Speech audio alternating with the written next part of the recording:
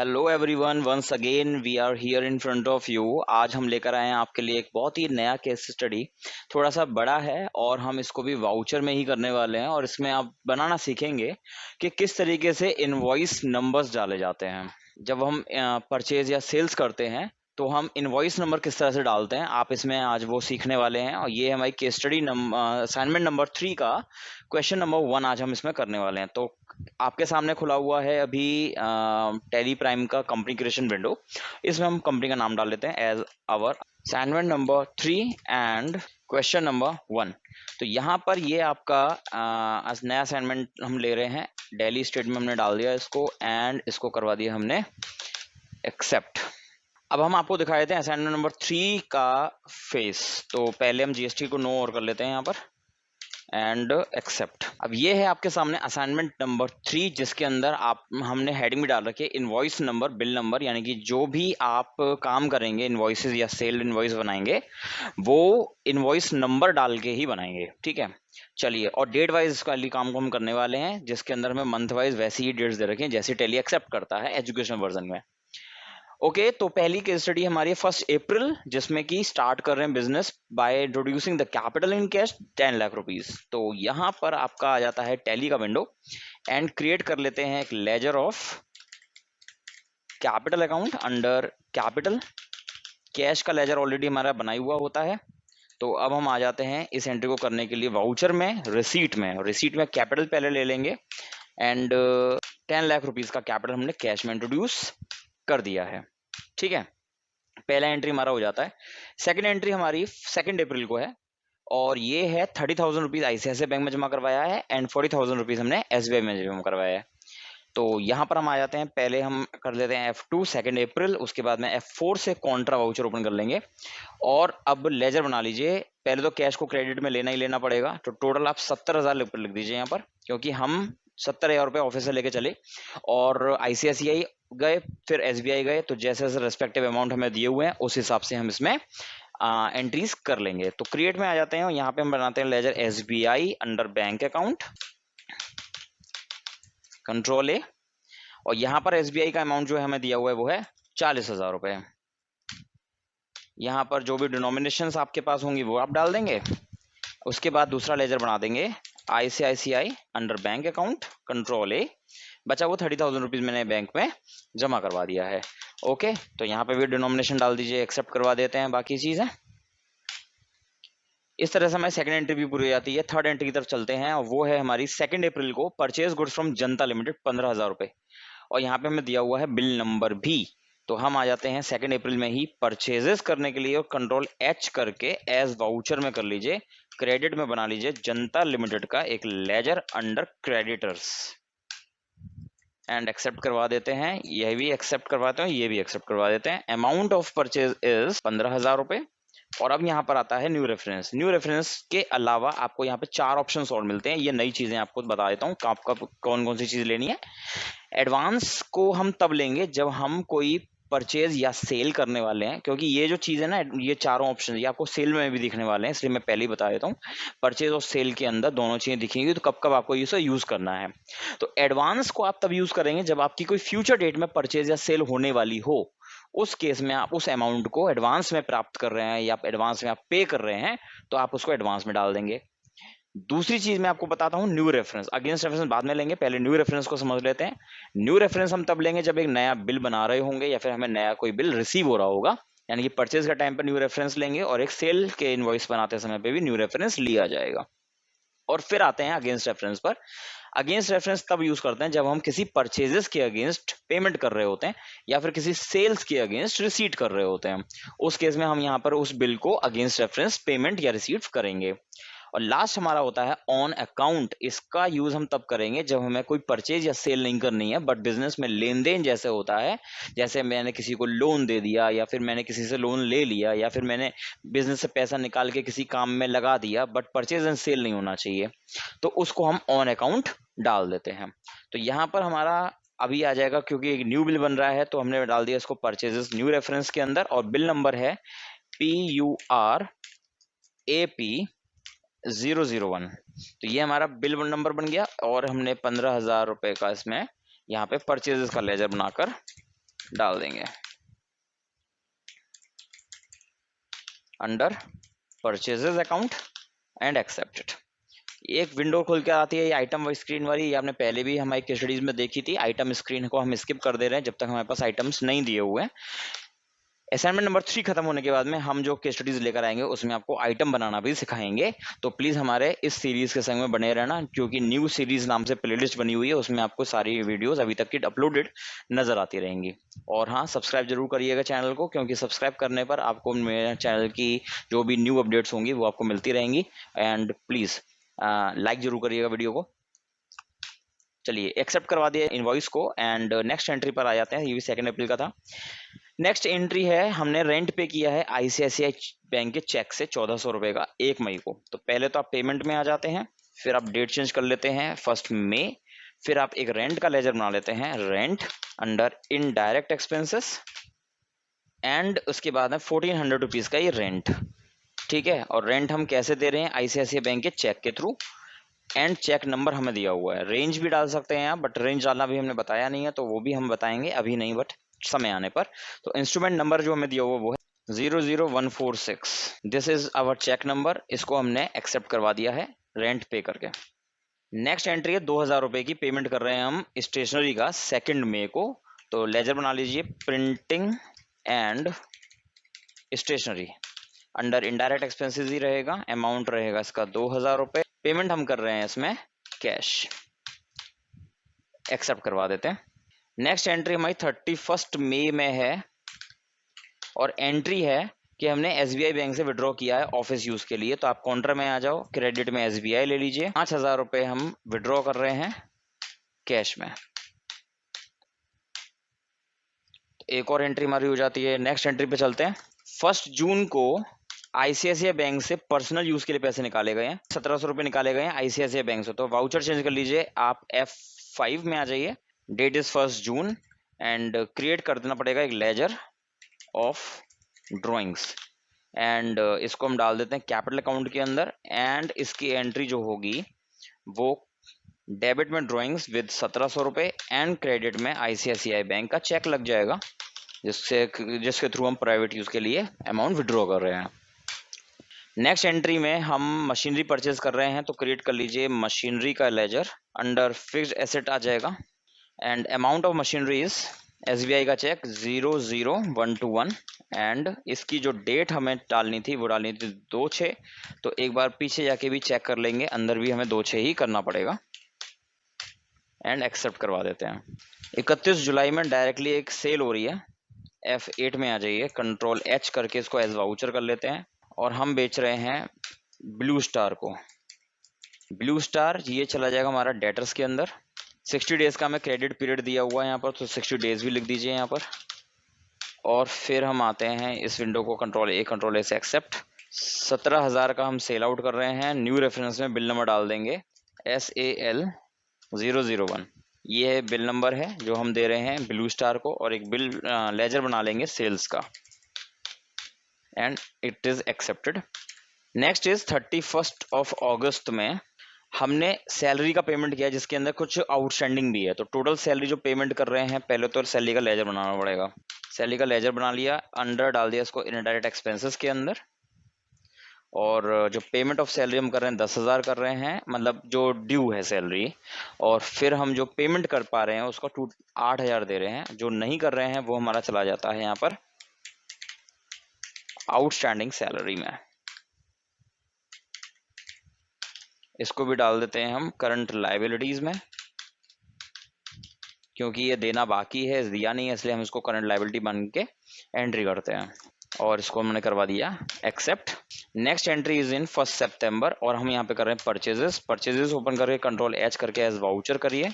हम खरीद रहे हैं ओम स्टोर से, तो क्रिएट कर लेते हैं ओम स्टोर। इसको डालते हैं हम क्रेडिटर्स में। 45 डेज का क्रेडिट पीरियड है इनका, कंट्रोल ए, अमाउंट 24,000, और bill number is purchase ST002। ऐसे करके हमारी ये एंट्री भी ओम स्टोर की परचेजेस की हो जाती है 1 सितंबर में। अब आ जाते हैं हम 2 सितंबर की डेट में। तो अब एंट्री जो आ रही है वो है कि हमने ब्लू स्टार को जो बेचा था सामान, उसमें से ब्लू स्टार हमें कुछ सामान वापस रिटर्न कर रहा है, और उन गुड्स का जो अमाउंट है वो है 2,000 रुपये। तो यहाँ पर आप क्या कर दोगे, पहले तो एक लेजर बनाना पड़ेगा आपको सेल्स रिटर्न का, क्योंकि अभी हम कर रहे हैं जनरल एंट्रीज, इसलिए हमें लेजर बना के काम करना पड़ेगा। अदरवाइज कंपनी में जब आप काम करोगे तो वहाँ पे क्रेडिट नोट करके एक चीज़ होती है जिसमें आप सेल्स रिटर्न को बुक करते हो, और एक डेबिट नोट होता है जिसमें आप परचेज रिटर्न को बुक करते हो, तो उसमें आपको ये लेजर्स बनाने की जरूरत नहीं पड़ती है। तो यहाँ पे सेल्स रिटर्न में आ जाते हैं, ये भी अंडर सेल्स अकाउंट ही बनेगा। आइटम स्क्रीन क्लोज कर देते हैं और हमें डायरेक्टली अमाउंट डालना है। जो ब्लू स्टार रिकॉर्ड कर रहा है, रिटर्न कर रहा है, वो है 2,000 रुपये का अमाउंट, एंड यहाँ पर हमने डाल देना है ब्लू स्टार, क्योंकि ब्लू स्टार अब हमारे को सामान देने वाला बन गया है, यानी कि giver, against bill number SALJN001, and इसको हमने करवा दिया एक्सेप्ट। तो अब ब्लू स्टार को हमने 17,000 का सामान बेचा था, बट उसमें हमसे उसने हमें 2,000 का सामान वापस कर दिया, तो ब्लू स्टार के पास कितना ड्यू रह गया, 15,000 रुपये का। नेक्स्ट एंट्री में हम फर्नीचर खरीद रहे हैं, तो आप जर्नल में आ जाइए, क्योंकि फर्नीचर उधार खरीद रहे हैं। तो डेबिट में आप लेजर बनाएंगे एक फर्नीचर का अंडर फिक्स्ड एसेट, ठीक है। अमाउंट ऑफ फर्नीचर इज 15,000 रुपये, और जिससे हम खरीद रहे हैं उसका नाम है ड्रीम स्टोर। इसको डाल देंगे हम क्रेडिटर्स के अंदर, क्योंकि हम उधार फर्नीचर खरीद रहे हैं। और यहाँ पर बिल नंबर अगर हमें दिया हुआ है तो, बिल नंबर नहीं दिया हुआ है तो हम इसको कैसे भी अपने हिसाब से बना दीजिए, DS001 ऐसा करके हमने बिल नंबर डाल दिया है, जो कि हमें नहीं दिया हुआ था, एंड एक्सेप्ट करवा दिया। 2 अक्टूबर में आ जाते हैं। 2 अक्टूबर की एंट्री में goods return to Om store as goods supplied are found defective amounting 3,000 rupees. तो 2 अक्टूबर में हमें बताया हुआ है ओम स्टोर से हमने जो माल खरीदा था उसको अब हम रिटर्न कर रहे हैं। और क्यों रिटर्न कर रहे हैं, क्योंकि जो सामान आया था वो डिफेक्टिव फाउंड हुआ, इसलिए हम वापस कर रहे हैं। तो 3,000 का सामान है जो कि ओम को हम वापस कर रहे हैं। तो आप आ जाइए यहाँ पर जनरल के अंदर ही, और यहाँ पर हम ओम स्टोर ओपन कर लेते हैं, और सामान जो हम वापस कर रहे हैं वो है 3,000 का, अगेंस्ट बिल बता रखा है। और यहाँ पर हमारा एक लेजर आ जाएगा परचेज रिटर्न का, इसको हम डाल देते हैं अंडर परचेजेस और एक्सेप्ट करवा देते हैं। अब ओम स्टोर को हमने बेचा था 24,000 का सामान, 3,000 सामान वापस कर दिया, अब बच रहा है उसका 21,000 रुपये का सामान ड्यू। नेक्स्ट, अब आते हैं हम 1 में। 1 में जनता लिमिटेड को हम पेमेंट कर रहे हैं, तो आप आ जाइए पेमेंट वाउचर में, और जनता लिमिटेड हो जाएगा डेबिट। तो जनता लिमिटेड को पेमेंट करना था 15,000 रुपये का, तो 15,000 रुपये पूरे लिख देंगे ऐसे, अगेंस्ट बिल आ जाएगा पूरा पूरा। और यहाँ पर हम जो पेमेंट कर रहे हैं वो है कैश पेमेंट 10,000 रुपये की, और लिखा हुआ है 5,000 डिस्काउंट रिसीव हुआ। तो यहाँ पे एक लेजर बना लीजिए डिस्काउंट रिसीव्ड, और ये हमारी हो जाएगी इनकम। तो हम इसको इनडायरेक्ट इनकम में डाल देते हैं कुछ ऐसे, और ये हमारी एंट्री यहाँ पर हो जाती है, और जनता लिमिटेड का हिसाब क्लियर हो जाता है। 2 नवंबर को हमने रमेश नाम के बंदे को 50,000 का सामान बेचा, Ramesh under debtors,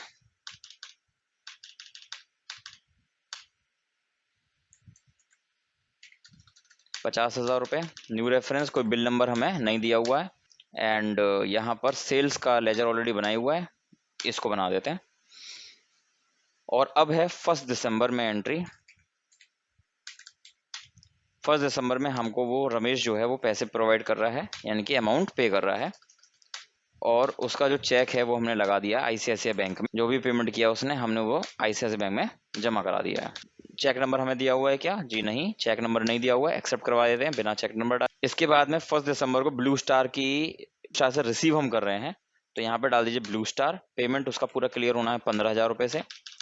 blue star हमको जो हिसाब कर रहा है वो है 80%, तो यहाँ पर कैश ले लीजिए 15,000 का 80% के लिए आप ऑल्ट सी करें, 15,000 मल्टीप्लाई 80%, यहाँ पे हमारा 12,000 रुपये आ गया। और जो अमाउंट नहीं आ रहा है वो है डिस्काउंट अलाउड।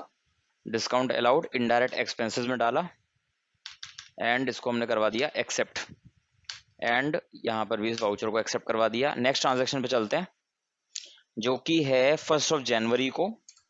पहले तो डेट चेंज कर लीजिए, 1 जनवरी।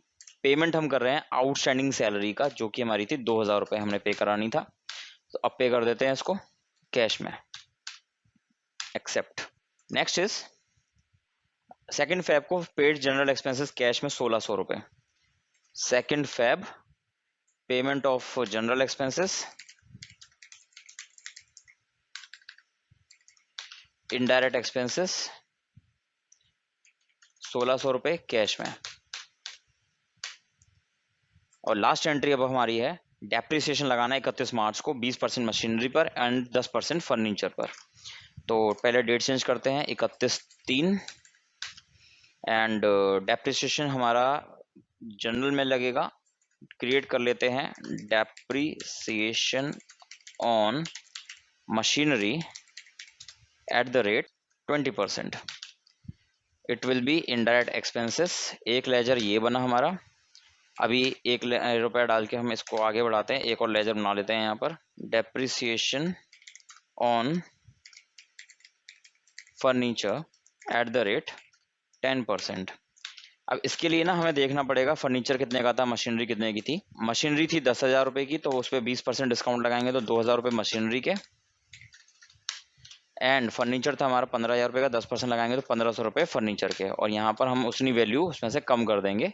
पहले मशीनरी को ले लीजिए 2,000 रुपये से और फिर फर्नीचर को ले लीजिए 1,500 रुपये से। तो ऐसे करके हमारी एंट्री 10% फर्नीचर है 15,000, ऐसा करके हमारी ये एंट्री लास्ट पूरी हो जाती है और हमारा जो वर्क है इस असाइनमेंट के क्वेश्चन नंबर 1 का वो भी पूरा हो जाता है। और अब टाइम है दिखाते हैं आपको बैलेंस शीट और प्रॉफिट एंड लॉस की कंडीशन। तो पहले प्रॉफिट एंड लॉस में आ जाते हैं। प्रॉफिट एंड लॉस में आपका यहाँ पे 12,500 रुपये दिखा रहा है नेट प्रॉफिट। तो देखते हैं क्या हमारा ये आंसर सही है। नेट प्रॉफिट 12,500 और ग्रॉस प्रॉफिट 29,000। जी हाँ, ग्रॉस प्रॉफिट भी हमारा 29,000 शो कर रहा है। नेक्स्ट इज है बैलेंस शीट का टोटल। बैलेंस शीट में आ जाते हैं अब, ऑल्ट F1 कर लेते हैं। कैश इन हैंड में दिखा रहा है 9,23,400 का। जी हाँ, 9,23,400 का कैश है। प्लस बैंक में आते हैं तो टोटल पड़ा था हमारे 1,01,900, जिसमें कि ICICI बैंक का 76,900 सही है एंड SBI में 25,000 रुपये पड़ा है, वो भी सही है। और बैलेंस शीट का टोटल अगर देखते हैं तो 10,46,800। अच्छा, जो आंसर हम आपको दिखाते हैं 10,46,800, this answer of balance sheet total is before adjusting net profit और net loss from capital. But अगर आप कैपिटल एडजस्ट कर देते हो तो वो एंट्री में मैं आपको इस केस स्टडी में दिखा देता हूं। तो यहाँ पर आपका जो है नेट प्रॉफिट आया है, इसलिए आप क्या कर देंगे, उसको पहले यहाँ पे प्रॉफिट एंड लॉस ले लेंगे जो कि आया आपका 12,500 और क्रेडिट में आप डाल दे देंगे कैपिटल। तो ऐसे करके आप जब इसका इफेक्ट देखेंगे बैलेंस शीट के अंदर तो आप क्या देखेंगे, यहाँ पर बैलेंस शीट 10,46,800 ही रहेगा और यहाँ पर आप देखेंगे कैपिटल जो है वो आपका 12,500 हो चुका है, यानी कि 10 लाख रुपए था उसमें 12 या 500 का जो प्रॉफिट है वो भी ऐड हो चुका है। प्लस जो नेट कैपिटल आपकी आ रही है वो आ रही है 1,700 रुपए का ड्रॉइंग्स माइनस करके। सो आपका जो नेट कैपिटल आएगा 10,10,800 रुपए आएगा। बाकी की बैलेंस शीट आपके सामने है। As you can see the transferred also showing here कि आप किस तरह से अमाउंट यहाँ पे ट्रांसफर कर रहे हो। अब ये है आपका केस स्टडी जिसके अंदर हमने बिल नंबर्स का भी यूज किया। और अब अगर आपको दिखाना चाहें कि किस किस बिल के अगेंस्ट पे पेमेंट आना बाकी है या जाना बाकी है, उसकी भी रिपोर्ट आप यहाँ पर देख सकते हो। DSIR एंड DSIP में, DSIR में जाएंगे आप और यहाँ पे आप आउटस्टैंडिंग्स देखेंगे, रिसीवेबल्स। तो यहाँ पर आपको कुछ भी पेंडिंग नहीं बचा। और पेबल्स में आपके पास ये 2 बिल्स बचे हुए हैं, ओम स्टोर का 21,000 रुपये और ड्रीम स्टोर का 15,000 रुपये बाकी है। तो इस तरीके से आपकी ये केस स्टडी पूरी हो जाती है। शॉर्टकट की याद रखिएगा, DSIR अगर आपको बिल्स रिसीवेबल देखने हैं, DSIP अगर आपको बिल्स पेबल देखने हैं। पेबल में क्रेडिटर्स का डिटेल दिखाएगा और रिसीवेबल्स में डेटर्स का डिटेल दिखाएगा। तो ये था मेरा केस स्टडी जिसमें आपने इनवॉइस नंबर डालना सीखा, एक कैपिटल एडजस्टमेंट की एंट्री भी सीखी। होप कि आपको ये केस स्टडी समझ में आई होगी। एक और क्वेश्चन इस केस स्टडी का अभी बाकी है, तो अगली वीडियो आपको उस क्वेश्चन की दिखने को मिलेगी और उसमें भी आपको कुछ नई चीज़ें सीखने को मिलेंगी। अगर आपको हमारा केस स्टडी आज का ये वीडियो अच्छा लगा हो तो प्लीज़ लाइक शेयर सब्सक्राइब जरूर कर दीजिएगा। एंड जो लोग हमारे चैनल पर नए हैं प्लीज़ सब्सक्राइब करें बगैर चैनल से एग्जिट मत करना। एंड लाइक तो बिल्कुल भी करना मत भूलिएगा, क्योंकि ऐसी कई वीडियोस अभी आपको और आने बाकी हैं इस न्यू सीरीज़ के अंदर। और कई सारी नई केस स्टडीज़ लेंदी भी होंगी तो वो भी हम पार्ट में डालने की कोशिश करेंगे। बट उसके लिए आपको बने रहना पड़ेगा हमारे चैनल के साथ। Thanks for watching, bye bye and good night.